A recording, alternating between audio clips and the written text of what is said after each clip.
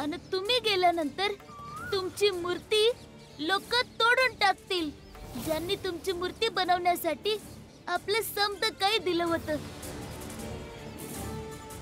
ज्यांच्याकडे स्वतःच्या खाण्यासाठी पैक नव्हते त्यांनी बी मूर्तीसाठी पैक दिलं होते, कारण त्यासनी वाटत होतं का महाराज देवाचं रूप आहेत। पर जेव्हा ते महाराजाचं खरं रूप बघतील ना, तेव्हा ते खरंच महाराजच्या मूर्तीची स्थापना करून त्याची पूजा करतील का? नाही, उलट जे तुमची पूजा करत होते ते तुमचा तिरस्कार आणि अपमान करतील आणि तुमच्या मूर्तीची स्थापना होणारच नाही। जय भीम, जय भीम, जय भीम। शेठजी, मारामारीचं वातावरण बनवू, कारण जर का महाराजांचं खरं रूप लोकांपुढे आलं ना तर अनर्थ होईल, अनर्थ।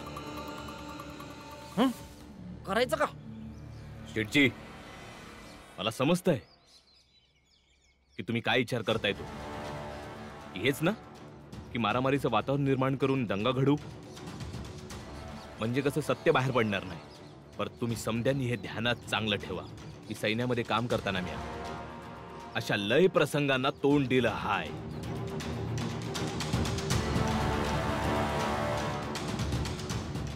महाराज, तुम्ही इथे मला कारस्थान करण्यासाठी बोलवलं होतं ना? आता हे कारस्थान लोकांपुढे मी आणीन। आता तुमचा खेळ संपला।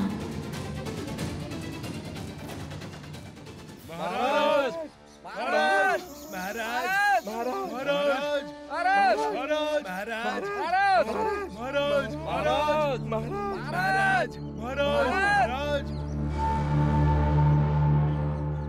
महाराज, तुम्ही इथे आम्हासने चांगला प्रसाद देण्यासाठी बोलवलं आहे ना?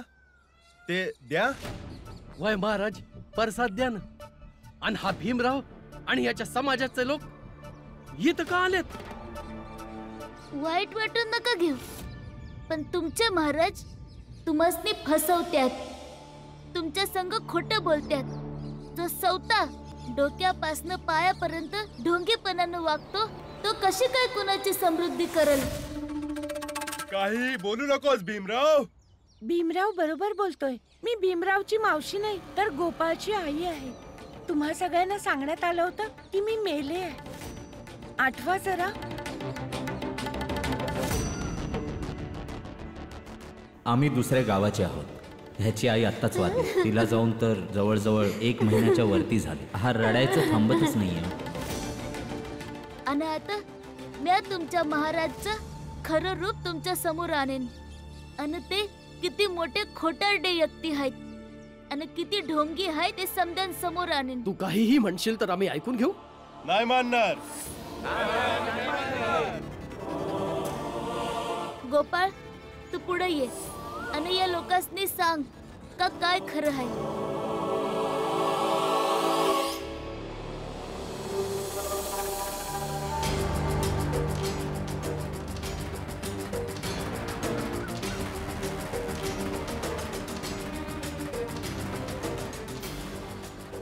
गोपाळ, तू सांग समद्यासनी का तुला कोणतं कारस्थान करण्यासाठी इथं आणलं होतं?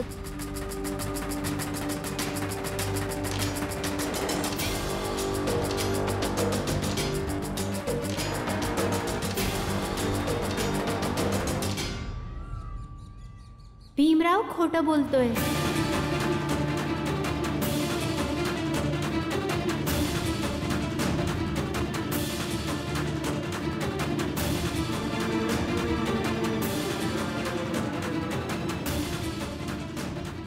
आणि ही बाई माझी आई नाही आहे।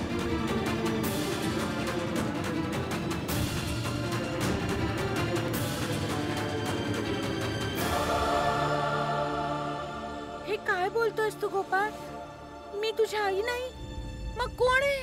माहित नाही, हे तर भीमरावालाच माहित की तुम्ही कोण आहात। मी बरोबर बोलतोय भीमराव, आणि त्याच्या घरातल्यांनी माझ्यावर दबाव आणला होता की मी खोटं बोलू आणि महाराजांच्या विरुद्ध ते सगळं बोलू जे यांनी मला शिकवलंय.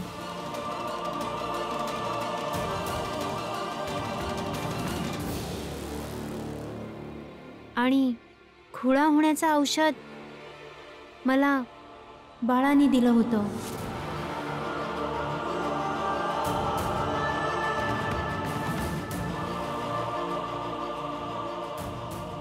खोटं का बोलतोयस गोपाळ? खरं काय ते सांग ना, खरं बोल. ऐकलं तुम्ही? हे भीमरावाच्या घरचे खूप कारस्थानं असतात हे सिद्ध करायला की आम्ही वाईट आहोत, आम्ही खोटे आहोत, आम्ही ढोंगी आहोत. गोपाळ, हे तू काय बोलतोयस? जे खरं आहे ते सांग. खरं सांगत आहे. यो गोपाळ असा पलटला कशा पाहिजे? गोपाळ, तू असा विश्वासघात का करतोयस? तू असा पलटू नाही शकत गोपाळ. गोपाळ, इतकं खोटं बोलणार आहेस तू? गोपाळ, काय झालंय तुला? तू मला ओळख दाखवायला नकार का देतोयस? जे तुझ्याशी इतकं चांगलं वागले त्यांच्याच डोक्यावर सगळा दोष टाकतोयस. तू इतकं वाईट आहेस का रे? गोपाळ, बाळा असं नको करूस. अन अन ही वेळ नाहीये हे समजा बोलायची. जे खरं आहे तेच सांग. जे खरं आहे तेच सांगत आहे. आणि आता मला कोणाशी काहीच बोलायचं नाहीये.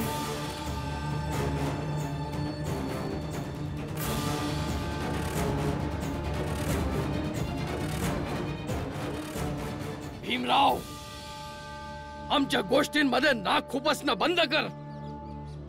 आमच्या भावनांशी खेळ केल्याबद्दल तुला दंड देण्यात येईल. अरे असं बघत काय बसलाय तुम्ही? या लोकांनी महाराजांच्या नावावर काळीमा फासण्याचा प्रयत्न केलाय. मी तर म्हणतो उचला दगड आणि मारा या सगळ्यांना जिथपर्यंत हे मरत नाही. थांबा.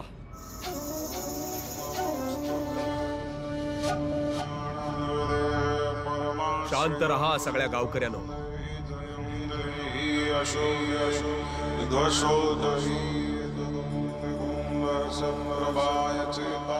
आणि क्षमा करा यांना, कारण क्षमा करणं हा माणसाचा सगळ्यात मोठा गुण आहे. आणि आजपासून तुम्ही आमच्यासारखंच या भीमराव आणि त्याच्या कुटुंबाकडे कधीही लक्ष देऊ नका. यांना क्षमादान द्या. आणि आता तुम्ही सगळे आपापल्या घरी जा. आणि हो, आमचा एकांतवास संपला की आम्ही तुमच्या समृद्धीच्या हेतूने प्रसाद नक्कीच वाटू. वाह महाराज वाह, आपले हृदय किती विशाल आहे. बघितलं गावकऱ्यांनो, हा भीमराव आणि याचे सारे कुटुंबीय महाराजांच्या विरुद्ध नेहमीच कट करत आलेले आहेत. तरी देखील महाराजांनी त्यांना क्षमा केलेलं आहे. तुम्ही पाहिलं ना महाराज किती दयाळू आहेत ते आणि किती संवेदनशील आहे. धन्य आहात महाराज तुम्ही. बोला सर्वज्ञ महाराजांचा विजय असो. बोला सर्वज्ञ महाराजांचा विजय असो. मूर्ख मुला, आम्हाला या गावातून काढायला चालला होतास. जी व्यक्ती लोकांच्या जय जयकारात वास करते तिला कोणी कसं काढू शकेल? हे बघ बघ, आम्ही फक्त या गावात नाही तर गावकऱ्यांच्या हृदयामध्ये वास करतो.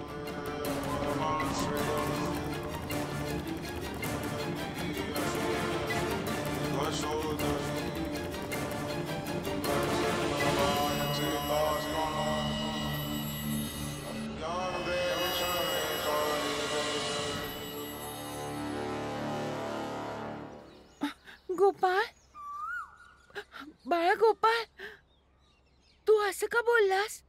असं काय घडलं अचानक? आई, आपल्याला फक्त आता सातारा सोडून जायचंय. पण झालंय काय बाळा? आणि आता परत मी तुझी आई झाले. तू तिथे मला ओळखायला नकार दिला होतास ना? आणि तुझा संन्यास तुला हेच शिकवतो का की तुझी आई आणि तुझ्या हितचिंतकांशी असं खोटं वागायचं? तुला काय झालंय गोपाळ? आई, मी तुला आता कोणत्याच प्रश्नाचं उत्तर नाही देऊ शकत. तू चल. ज्या लोकांनी मला माझा मुलगा परत दिला त्यांना न सांगता मी इथून कशी निघून जाऊ? नाही, तू चल.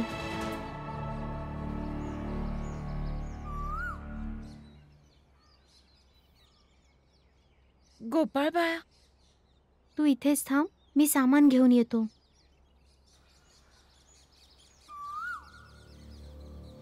या गोपाळला काय झालंय? इतकं वाईट कसं वागू शकतो?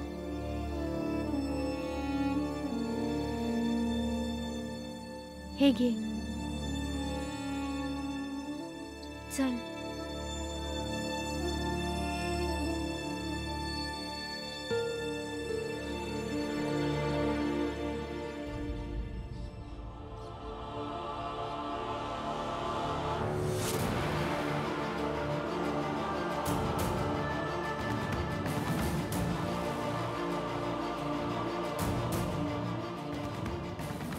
तिथं तू का पलटलास गोपाळ? सांग. बाळा दादा, माझ्याकडे दुसरा कोणताच मार्ग नव्हता. मग हे सांग गोपाळ की तू असं का केलंस? मी असं समजू का तू माझा विश्वासघात केला आहेस? का असं समजू का तुझ्यावर विश्वास करून आम्ही चूक केली आहे? सांग गोपाळ, मी तर तुला माझ्या लेकरावानी वागवलं होतं, मग तू असं कशापायी केलंस? बोल गोपाळ, सांग सगळ्यांना की अशी कोणती गोष्ट होती ज्यामुळे तू खरं सांगायला नकार दिलास? जर तू तुझ्या मर्जीने त्या महाराजा बरोबर मिळून हे सगळं केलेस तर मला माझ्या या मुलाला बरोबर घेऊन जायचंच नाहीये. आणि जर कुणी तुझ्यावर दबाव टाकलाय किंवा तू कुणाला घाबरलास तर बाळा सांग सगळ्यांना, खरं काय ते सांग. वै गोपाल, सांग, खरं सांग. आम्हाला खरं कळलंच पाहिजे. काय खरं? आम्हा समजासने सांग की अचानक अशी काय अडचण आली तुला की ज्यामुळे तू स्वतःचा निर्णय बदललास?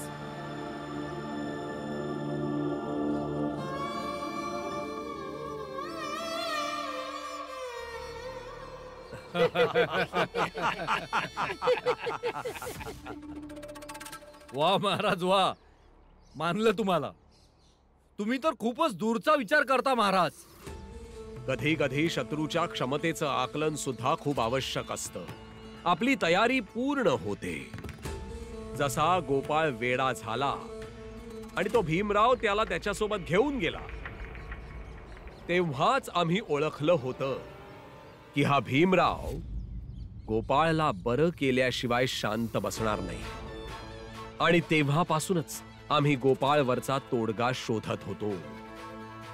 शेवटी तोडगा मिळालाच आणि आज त्याचा वापर केला. पर महाराज, एवढं समजा झाल्यावरी ह्यो भीमराव आता दमानं बसणार नाही. ह्यो काही ना काही विचार करल आणि काही ना काही करणारच. करू दे, विचार करू दे, कारण हे युद्ध भीमराव आणि महाराजांमधलं नाहीच आहे. पण याला जर अजून मोठं करून पाहिलं तर हे युद्ध स्पृश्य समाज आणि अस्पृश्य समाज यांच्यामधलं आहे. हे वर्षानुवर्ष सुरू आहे आणि वर्षानुवर्ष चालत राहील. आणि आपण सगळे या वर्षानुवर्ष चालत आलेल्या युद्धाचा भाग आहोत. आणि अशा मोठ्या युद्धामध्ये धीर धरणं आणि योग्य अशा संधीची वाट बघणं खूप आवश्यक असतं. सध्या आपल्याला हेच तर करायचंय. होय महाराज. माहित नाही माझा निर्णय बरोबर होता की नाही, पण चुकीच्या माणसाला चुकीचं सिद्ध करण्यासाठी मी 11 जणांचं आयुष्य संकटात नाही टाकू शकत.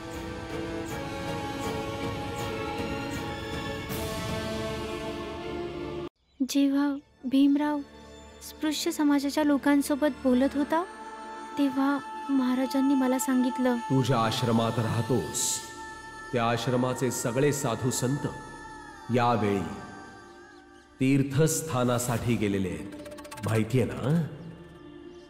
त्या सगळ्या साधू संतांचं अपहरण करण्यात आलेलं आहे. आम्हीच केलंय आमच्या सुरक्षेसाठी. आज जर एक शब्द जरी आमच्या विरोधात काढलास तर त्या सगळ्या साधू संतांना तिथेच मारून टाकण्यात येईल आणि त्यांच्या मृत्यूचं कारण तू आणि फक्त तू असशील. आता तुझं खरं बोलणंच हे ठरवेल की आम्ही सातारा सोडून निघून जायचं की त्या साधू संतांनी हे जग सोडून निघून जायचं.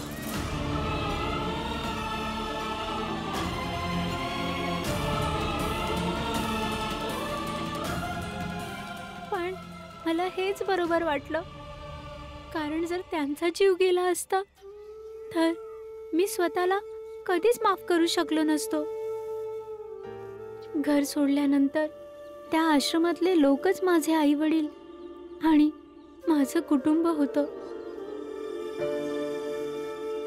मला माफ कर भीम. काय बी हरकत नाही गोपाळ, आम्ही समजे तुला समजू शकतो. आणि कदाचित एक प्रकारे तू बी बरोबरच केलंस. जर म्या तुझ्या जागी असतो तर म्या बी तेच केलं असतं जे आज तू केलं आहेस.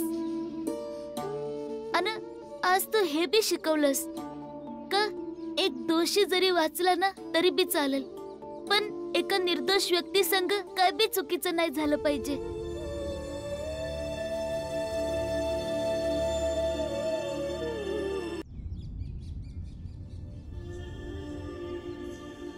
आज आम्ही महाराजाला गावातून नाही बाहेर काढू शकलो. काही हरकत नाही, पुन्हा संधी मिळत. भीमराव, तू आणि तुझ्या कुटुंबाच्या लोकांनी माझ्यासाठी किती काय केलं आणि त्या बदल्यात मी तुमची काहीच मदत नाही करू शकलो. यासाठी आम्हाला माफ कर.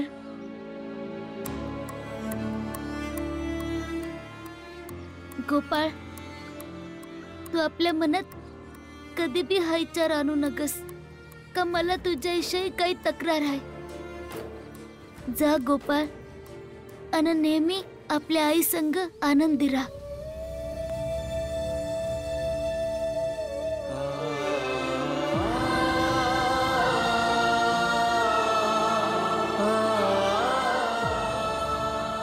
हा जे पितोय तेच मला प्यायचंय. हे घे, पी. हे घे, आता तू पी.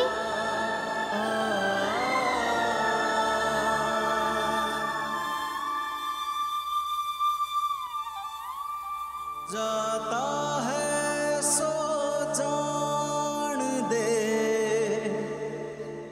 तेरी दसान जाए खेवटिया की नाव जूं घने मिलेंगे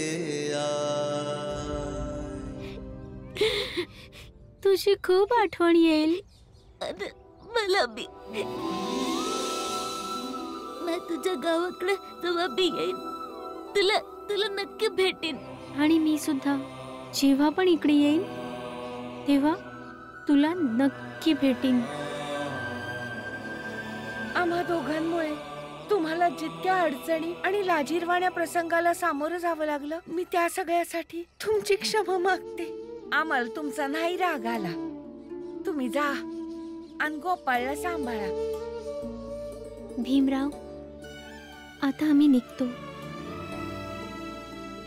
काळजी घे.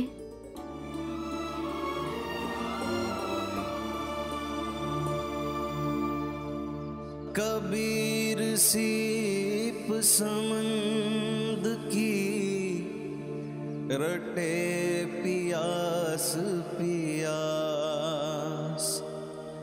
समुदहि तिनका करिगिने स्वाति बूंद की आस स्वाति बूंद